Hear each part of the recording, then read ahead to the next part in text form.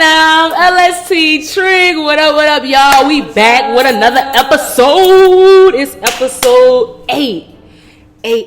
I'm with my special co-host, Pilar. This one definitely hits home for me. It's definitely a good moment because this is my family. I'm just happy you're First here. woman on the pod. First woman on the pod. First woman on the podcast. Let's get it. Dismissing toxicity in the black community. Let's touch bases on that. Toxicity within like relationships in the black community. A lot of times we just be like, oh, well, we're black, that's why we have to suffer. I feel like we gotta suffer dating men because they're emotionally unstable. Some of them, not all. The ones who heal and do the inner and their shadow work, I haven't met one yet.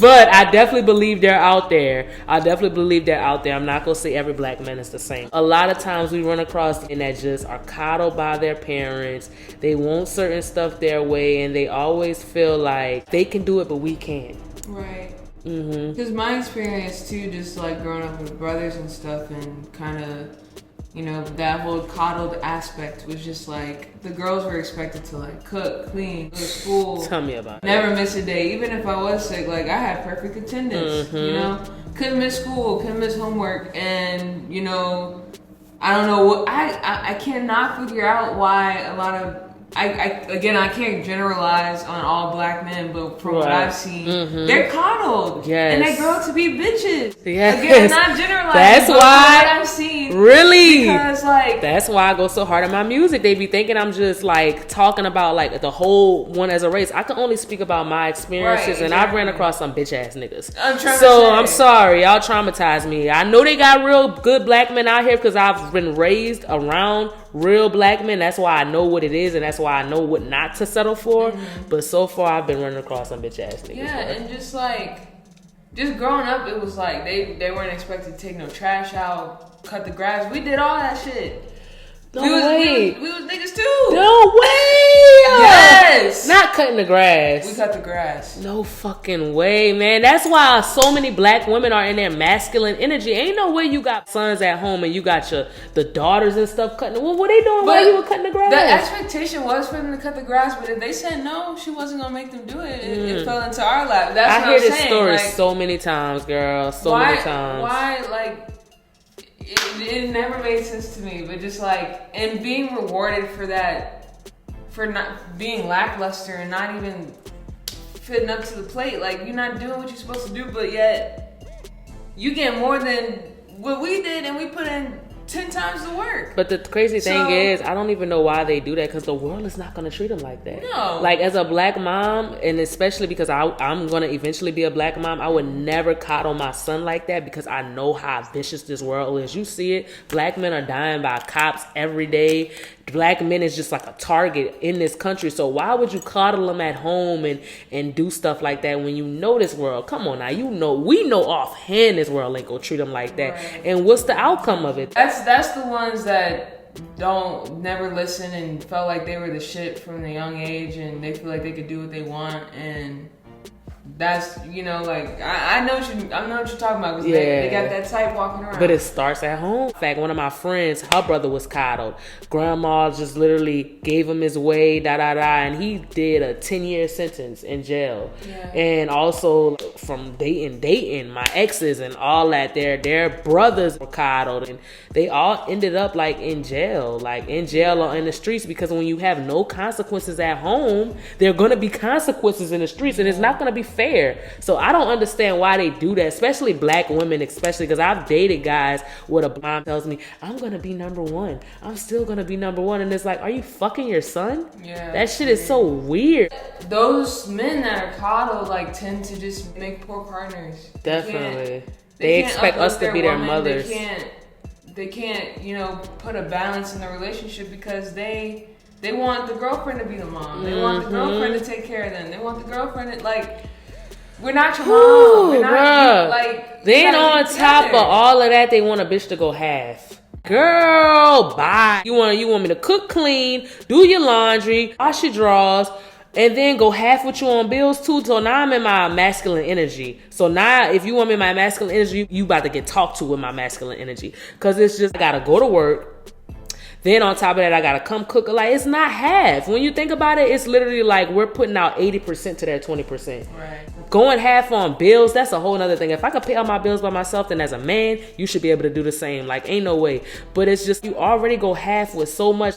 Bearing a child, you literally have one foot in the door and one foot in the grave. And it's so much. And like with other races, I don't hear this. I really don't. Like, I've talked to Hispanic men and all that, and they put their wives up, and these men have come from nothing. They have traveled the border, got here illegally. They came from nothing, and they just know. Maybe they was just raised right. I don't know, but they just know. It's crazy. I had a weird experience recently where I've been talking to this Hispanic guy. And just first time we met, it took me back because he was just so ready to just put all in, and I was kind of getting into what I have going on and how I'm stressed, and he was like, how can I help? And right. I'm like you used to hearing that. I'm not. That like fast. I was in That's like crazy. To be offered help too, it just feels wrong. Like I gotta be like, yeah, and I feel like a lot of black women have suffered from that. When they finally do get help, it's just, it feels wrong, or either they abuse it.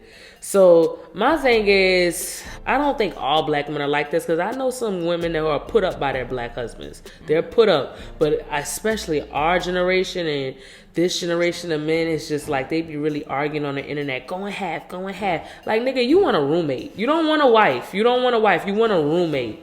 Because it's my thing. If we go half on bills, then I'm not cooking. If I got to go out and work, I'm not cooking. I'm not doing none of that. A man, I want you to go to work from, bro, I'm telling you, I'm a 2-job working type of girl. Like, I'm about having my own money. So when I meet a man that's not on the same kick, you automatically a bitch nigga to me. I'm sorry. Because if I could do it by myself as a black woman, ain't no way. And I'm talking about all odds against you. I've dated guys that had felony charges, and I've took them from here up here. It's nothing that you can't do. I don't want to hear about nothing. It's nothing that you can't do, especially with a woman like me. I'm a team player. And I just feel like, come on, man. Come on, bro. Yeah. As black women, we gotta do better. Not my generation, but the generation before me, in raising these men. Because look at what we stuck with. And the mamas be trying to compete. Like, that shit weird. Weird. Just this generation in general with dating is terrible. Terrible, like, definitely. Nobody wants to commit, and like, for me, the most recent thing, like, I've known this guy for 2 years, and we've talked on and off and on and off. And like, if you wanted to just be one thing, say that. Say that. Oh my God, that's but so. But to tell me you want to make plans with me, you want to fly me out once you move, and this is why y'all get. And then feel some type of way when I drop the L-bomb and we've known each other for 2 years, then what the fuck were we doing? Right. This is why y'all get what y'all get out of my raps. And I'm a nice person. And I try to give people the benefit of the doubt, but it's like, please don't. At a certain point, you just playing with me. Please don't. I'll tell you, how old are you, 22? My 22-year-old self, or what I would tell my 22-year-old self is, don't ever give people benefit of the doubt. Don't ever give people benefit of the doubt. And that's not many years ago, but still, it's just thinking about like the benefit of the doubt. You gotta see people for who they are from jump. Right. That benefit of the doubt should have you in a hole. Even at seeing potential, I'm done seeing potential. You either got your shit together or you don't. I'm done with that potential shit. Let the next bitch fuck I on. still see the good in people. I know there's like... Me too. Because look, this lesson, I've learned my lesson with that shit. Like, I don't trust people. And I'm glad you're saying it. I'm glad you're saying it now. I still see the good in people and like the potential to change. Because people aren't going to be perfect. Right, definitely. Getting into relationships and stuff, but you gotta be aware of how much, like, there has to be a balance. Right, definitely. You know, like, and I shouldn't be the one teaching you or telling you how to navigate your emotions. It's kind of going back to the coddle thing. And it wasn't even that with him. I'm a better communicator, and it was like, I'm trying to communicate your feelings to you because you can't do it. Emotionally unstable, man. Yeah. And that goes into a lot. Now, it's almost like choosing a partner is life or death now. It's so crazy. I was talking to this OG about it, how men are killing women. He was like, oh, that's nothing new. That's been a thing in the past. It wasn't televised. it's just crazy because having a partner that's emotionally unstable could really cause you your life, especially with love, because it's a thin line between love and hate. So I just felt that is a life or death situation. We was talking about earlier about how men can't take what they dish. Especially in relationships, a lot of men want a woman to be this certain way, but they're not that way. Like if a woman cheats, she's a whore, she's a slut, but you're literally talking about yourself because that's all you do. Right. If a man cheat, why is he not a whore or a slut? Their excuse is always because I'm a man. I hate that fucking excuse. And I'm even talking to OGs that's like in their 50s and 60s married, and they've been cheating on their wives for however long, and their excuse is because I'm a man. That's not in a woman's nature to do that. And I feel like, who the fuck are you to say what's in a woman's nature? Because women can be promiscuous. Women can definitely be sexual beings. It's just all about loyalty and unloyalty. Right. That's all what it stems down to. All this, I'm a man, you a woman. Get the fuck out of here. Just say what you just say. Right. Just say what it is. If you want to fuck other bitches, just say that. Literally. Say that from jump. It could literally save a relationship. We could just not fuck with each other from jump. Just say like, look, I'm a selfish man. I want my cake and I want to eat it too. Because that's how I feel. I want my cake and I want to eat it too. I'm going to tell you straight up. Oh, this bitch too hard. Shout out Gucci Man and Sexy Red.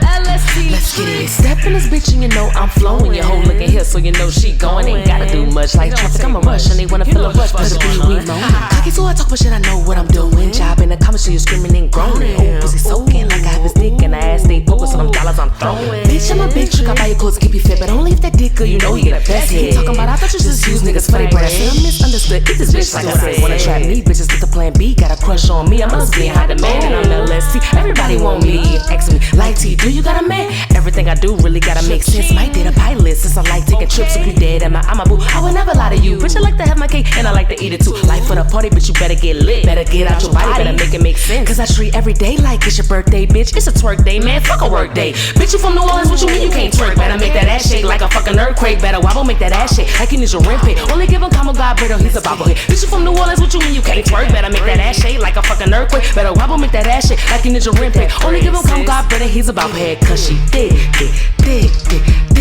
I like 'em. Thick.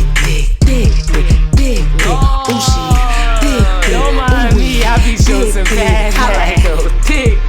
And now L.S.T. Shrink. L.S.T. game. Just say what you want. Like that's all these games, that's man. all it would take. It's up to us if we want to deal with it. Like you can't make a bitch deal with it. And a lot of men, you can't handle the truth because you never was honest from jump. Now you want to tell me the truth. We fucking 3-4 years down the line. Of course I can't handle it because you lied from jump. So man, dating. And that's the part of the manipulation. Because going back to just like black women, there's a great number of black women single mothers, and it goes into that idea of being trapped. Like these men know the kind of manipulation and power they have over you, and that's the whole part of the game. Like, bruh, you're gonna have my baby, you're stuck with me forever. Bruh, and it's so crazy that they have that mentality, and it's like we gotta break the cycle because, like, man, I had one of my partners' dad tells me like, my mama did it. My mama did it. She was a single mother, ran the whole household, worked 2 jobs, but that isn't right. No. So you're gonna let your son create that same type of household, and then his son is gonna create. Like, when does the cycle break? I don't care what your mother did. I'm not gonna be that woman. No. I'm not, and I meant it, and I meant what I said. Like, that's why it's certain type of OGs you gotta listen to, because you could tell by just looking at their life. What they say, don't do as I do as I say. Yeah, because the thing is, like, I know they say don't look at a person's life, but a person is talking from like a regretful, they want better, then I'll listen. But if a person is talking from, my mama did it, look at their life. You got no woman, you're alone. Why would I ever listen to you? Like, I'm sorry, but I'm listening to a black man who has his shit together. He came from something. He knows what he want out of life. He's an older man. I'm more likely to listen to a man like that than a broken home, because ain't nobody want to keep creating broken homes. We got to break the cycle, man. As black women especially, and as black men, but I can't speak as a black man. You know, that's up to y'all to do. But I know what I'm accepting and not accepting. Right. Told you I was supposed to have another guest. And, you know, every time something doesn't work out, I just kind of like just give it to God now. Because at first I'll get flustered and frustrated. But I feel like if God wanted to happen, it's going to happen. And look at what happened. We're here. So let's get it. Definitely go dig deep. One thing we gonna talk about is code switching. I'm gonna let her get into that term of code switching, because what I like to call it is ignorant. I think y'all be ignorant as hell, but I'm gonna let her explain what code switching is. Go ahead. Yeah, so code switching is basically like when you go from talking like how you would talk at home to talking to in a different way to accommodate for that setting. So basically for me, like I went to PWIs for most of my life, and so I talk a certain way. I'm chit-chatting. And what are PWIs for the people that don't know? A PWI is a predominantly white institution. I've gone to those for over 10 years. So high school. Yeah, definitely. Yeah, so just having to like kind of switch off talking like ghetto. Right, with the term. I hate when y'all say talking white. That's so damn ignorant. Because, you know, like, as a black woman, I feel like if you bring that into a white space, they're almost intimidated by it, or they feel some type of way about it, or definitely. Like, you know, how they feel. Their true colors be coming out. Most definitely it's because it's really my authentic self. I'm not saying I'm turning off my authentic self to accommodate. Right. But to make it more comfortable for me in a setting that I'm not comfortable in, it helps. Right. So code switch. Right. So code switch. Definitely. So that's my first time hearing that terminology. I like it. Code switching. Hey, whatever.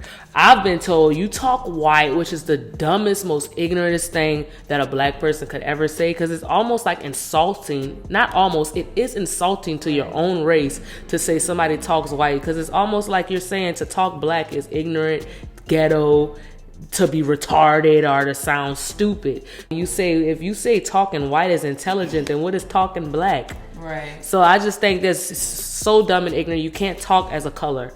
You can't talk like a color, first of all.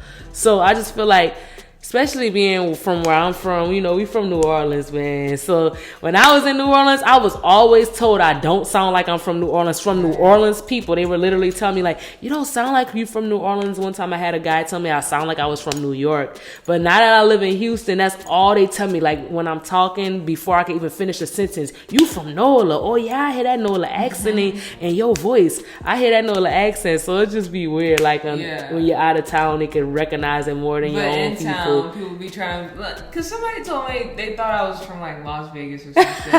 And then this lady I work with, she was like, "You're the only person I ever heard that sounds like that and says they're from New Orleans." And she was like, "You sure you're from there?" I'm like, "Yes." Like, how the hell you gonna tell me where I'm from? It's just like so ignorant, because it's like, what you want me to be like? Yeah, baby, like it's different levels to it. Yeah, like some people accent is super hard, super hard, and some people accent is just like, no, mine comes through like when I'm like mad. Like I'm mad. Me too. Or like I'm really getting into something. Like passionate about something. Definitely. For sure. So I like talking intelligent, because that's what it is. I like talking intelligent. I love talking with my accent. It's just a part of me. It's nothing that I'm trying to switch up or make it sound more like this. Right. It just is what it is. I just hate when people are so ignorant and say like dumb shit. I kind of like to. I don't like people to expect me to be a certain way anyway. Like I don't fit what they want the stereotype to be. All right. So like if I talk like this, okay, like. What about it? That's ignorant anyways. Right. Girl, we talk about that. Like, finally, somebody understands me. Yeah, I guess that's why we family. And it's so crazy because we actually came back together. I don't know if you want to elaborate on that. Yeah. I mean, I still don't know exactly how many years ago it was. It was like 15 years ago. Girl, I was like 4th grade. Man, look, it was years ago. Like childhood, and we came back together. Like what that was last year? Yeah, man, it is so crazy. I always hope that you find us again, like the family, absolutely. man. So basically, like they're a part in my early childhood years. I used to live with my dad, but then I would go over to my cousin's with her mom and her and Mona and hang out. And tell them what you remember about me, because this always been instilled in me. Tell them what you remember about my room and all that. Yeah, so I remember the Chris Brown posters. I love Chris Brown. Bow Wow. I had like 3 Bow Wow posters. I'm a huge little Bow Wow fan. Yeah, and I was literally thinking about it a couple days before I came up here, because I was just thinking about my first memories, like when you snap into your consciousness, like you think about your first memories. You still remember that because you were like 3. Yeah. Damn, that's 3, so 4, crazy. 5, somewhere around that. But yeah, I do remember. I remember like distinctively watching America's Next Top Model. Tyra was a bitch.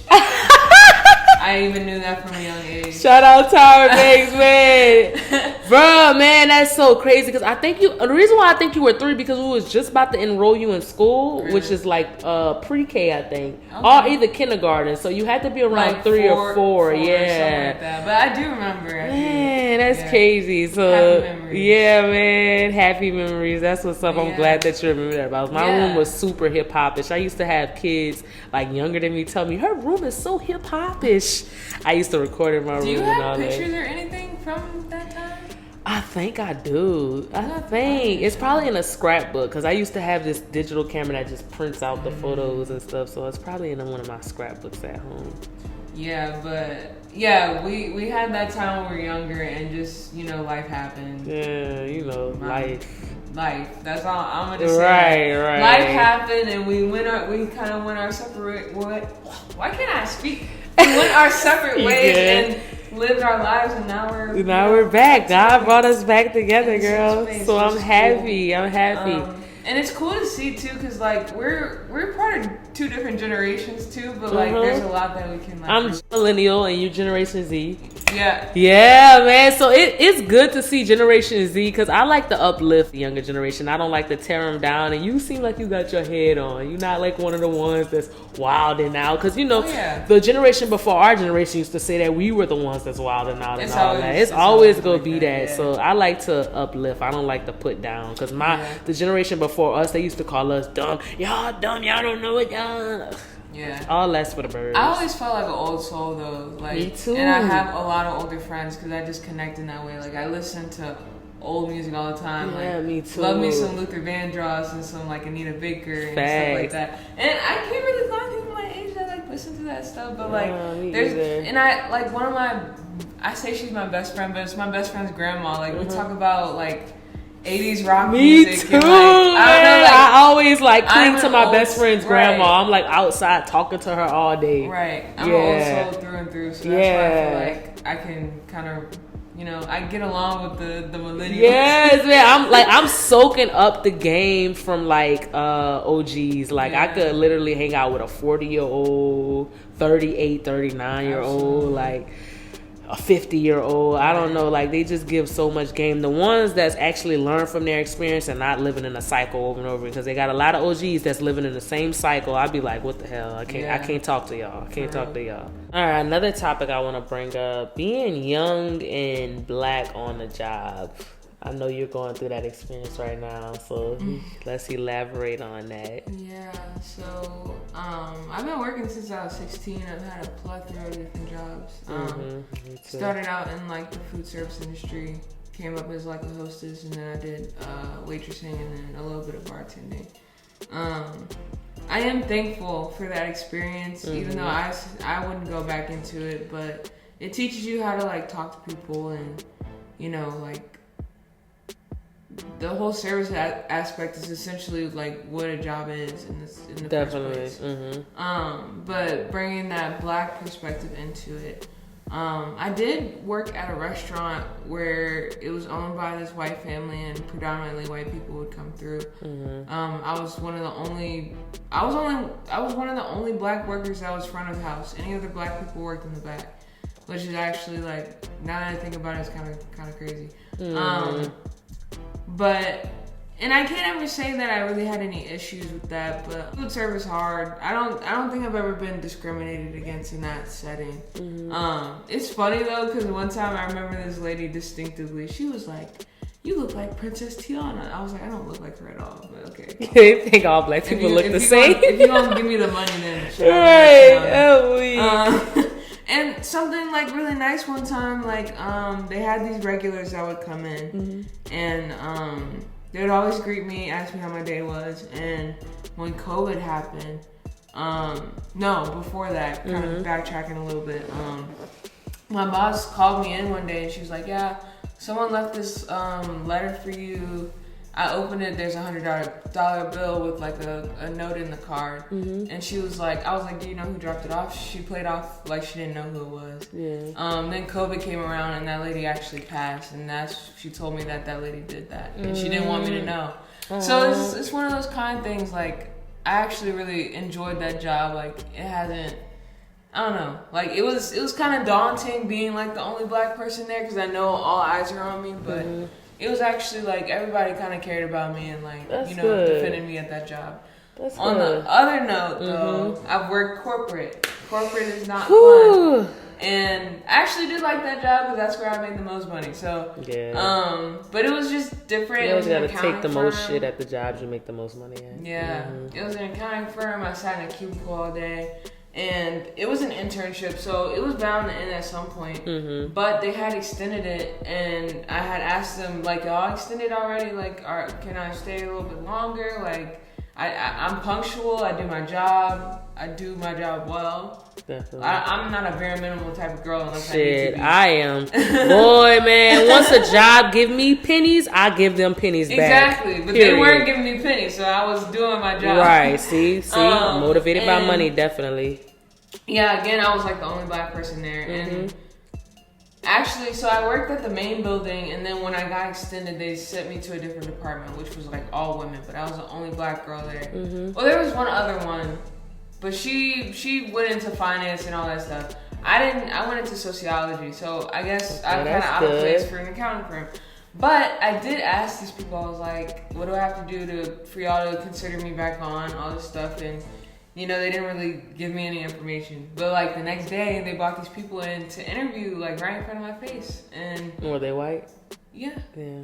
And basically, they'll play with you in your face. Had to go kiss the dirt, like. Yeah, it's fucked up. And I pay my own bills. Everything I got, I've worked for. I've done it pretty much myself. I'm not going to deny the help I've gotten throughout the years too. Yeah, definitely. Me too. Most of it's all me. Definitely. And I gotta stay prepared. I gotta have a job. Like facts, me too. And me too. that kind of just put me on my ass for a little while. But in the long run, like I'm not gonna work a job that I'm not satisfied in. Like, yeah, definitely. So from my experience being young and black on the job, they'll kind of try to feed you crumbs if you let them. Like especially like in the education system, like they'll want the black people to like run ISS or discipline or work or do the classroom management. And they'll try to like put you in those positions when it's like, no, I don't want to have my nerves bad. You're not about to use me to be a disciplinarian, because they know our structure, the structure we have. Because you can almost kind of tell, like some of my white friends, they kind of talk to their parents any kind of way. People used to think I was white because me and my mama argue too. So that's why I can't really like base it on that, because my experience is different. Before as the workplace, it's just like at other jobs where I work with the black community, it'd be like a lot of like drama and all that. And with the white community, it's definitely drama. They're just like kind of like snakes. They're unconfrontational with it. They'll like go to the people, go to the bosses on you and stuff like that. Yeah, because I'm like, if you're gonna be prejudiced on some shit, just be prejudiced. Be out loud with it. That snake shit is pussy. Right. And they be shooken up when you open your mouth, or like you're labeled the angry black woman if you're like talking about your feelings, which are really valid, but because you're black and you say it. And I've also had coworkers that were white and they cried their way out of every situation. They tried to do that victim mentality, and it's like, girl, bye. Life already hard enough. Like life be life. Yeah, and like me and you kind of have similar stories, because like we from New Orleans, but my people moved to the metro area to kind of get me out of like the violence and the crime. So I went to a predominantly white school too. And definitely had like white friends, and I had black friends too, which stayed like 2 streets away, because in New Orleans, one street could be the hood, the next street could be the suburbs. So I've experienced all that, dealing with different type of communities. And growing up like in the Metairie, Kenner area, definitely Kenner area. My grandmother had a house in Metairie, and it was like this street called Elm Street. Shout out to Nikki, that's one of my best friends that I had like met in grade school. Stayed on Elm Street, and then like 2 streets away was the suburbs. You know, we used to come at. That's considered the suburbs. To me, it's kind of still kind of the hood, but I guess it's like a white hood. But yeah, just experiencing that in life. Now where I am at now in life and at a job and with the workforce, like I could never be played with how I was in the younger generation. Because I feel like with a job, if you giving me bare minimum, I'm giving you bare minimum. I'm sorry. I commend y'all that work hard and all that.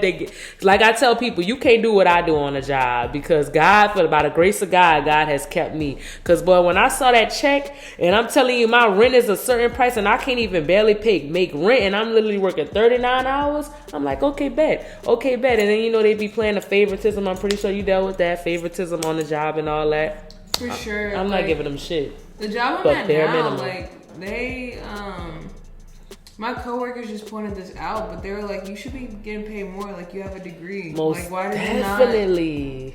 You need to go, like, argue with that. And are your coworkers getting paid more? Everybody's getting paid more because everybody gets a raise after a certain amount of months. I'm like one of the more recent hires. Mm-hmm. So I am going to talk to them about that though because I do have a degree in this stuff. Definitely. Like you I need the money because literally one of my last paychecks was just enough to pay my rent and my car insurance. Man. I can't live like that. Like, and see, that type of shit had me going to the job doing the bare right.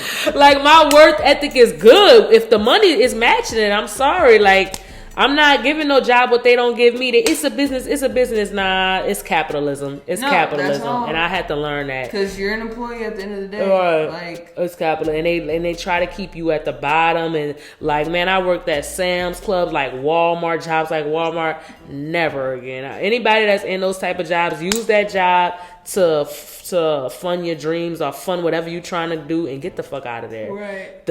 I'm talking 20, 40 cent raises every year. It's like trying to keep you at the bottom. So I don't recommend it. Yeah. Don't do what I do. Do what works best for you. Because like I said. Shit, like, I got a degree, but it doesn't even feel like it counts for anything. Yeah, girl. Literally, you got to come out here, too, in Houston. Literally, 1 week after I got my degree, it was just like, ooh, I did the 2-job thing for so long and still was never making enough, girl. It's just like capitalism sucks. I wouldn't recommend it. I mean, getting a degree isn't always the answer for everybody, but definitely like something like if it's a certification, something just to climb the ladder. Right. Basically. And I think it was right for me. I just don't know if I went down the right route. That's why I'm trying to get into nursing school. Yeah, you definitely got time. And I'm kind of schooled out, but like, what else? Yeah, I'm done with school. I mean, no, I'm not done with school. I'm definitely thinking about going back to get my master's, but and beyond that, yeah, school had me like, I don't know. Yeah. It was just always something going on too. Like, life, girl. I feel like I haven't been able to catch a break yet. Definitely, I definitely understand that. It's just life. But yeah, we go wrap up this episode. But let me just say this. I'm so proud of you and where you at in life, girl. And keep going, girl. Because I was once there. You definitely go get to it. And I would love to help you skip a step to help you get to it faster with what I know and my knowledge of the workforce and what I've been through. So just keep smiling, girl. It's gonna happen. It's gonna happen, man. And thank you for coming. Thank you for giving your perspective. I'm so glad you're here. Like I said, God always brings everybody that I need. And this actually be my season finale. And I'm L.S.T. Trick, season 1, episode 8. We going out with a banger. You know I gotta give y'all a freestyle. You know I gotta give y'all one. So thank you for chilling with me. We go wrap it up then. We gotta wrap this up though. My bad. Have you trying to jump? Wrap it up then. You know it's poppin' wherever I'm at. You